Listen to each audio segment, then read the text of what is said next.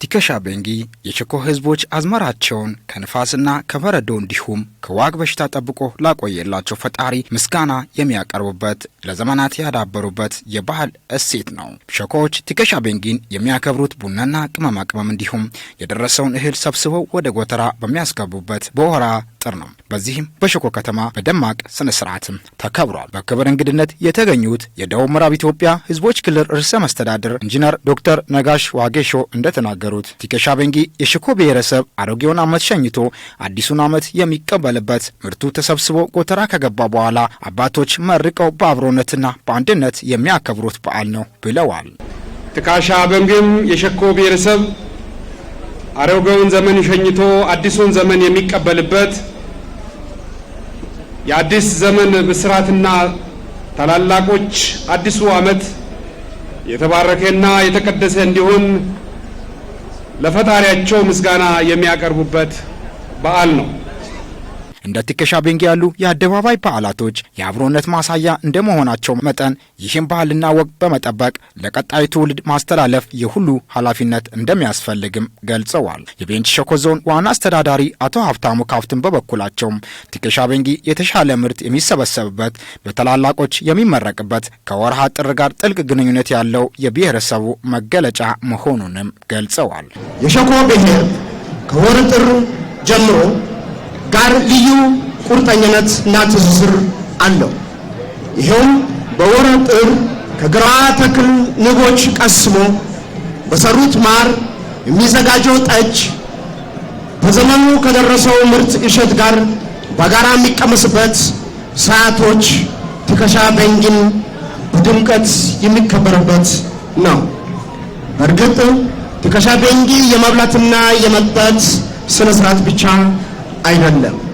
ፈጣሪ ከክረምቱ ውሃ ሙላት፣ መብረቅ፣ ጨለማ ሰውና እንስሳትን በሰላም ላሸጋገረበት እህል ከማሳ በንፋስ በበረዶና በአውሬ ባለመጥፋቱ ደኑ በድንገተኛ ሰደድ እሳት ባለመውደሙ በሽተኛ ቸነፈር ህዝቡን ባለማግኘቱ በጋራ ወጥተው ምስጋና የሚያቀርብበት በዓል ነው።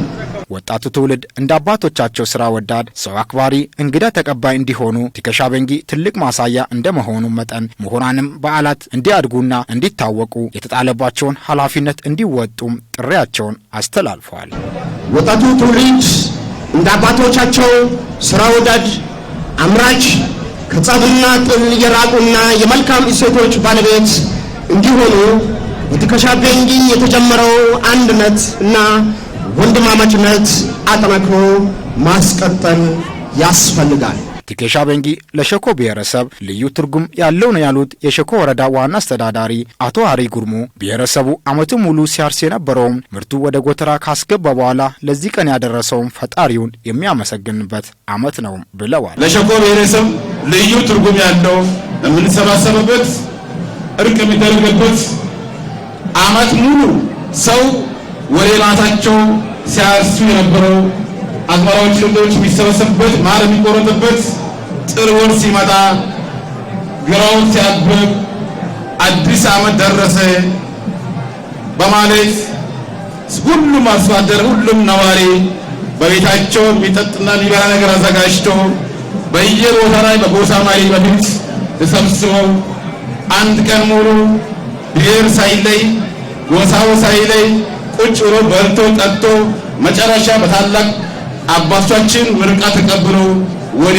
ቀጣዩ አዝመራ የሚሄድበት ቲከሻ ቤንጊ በዘንድሮ ዓመት ለሶስተኛ ጊዜ በርካታ ታዳሚዎች በተገኙበት በሸኮ ወረዳ የማጠቃለያ ስነ ስርዓትም ተካሂዶ ተጠናቋል።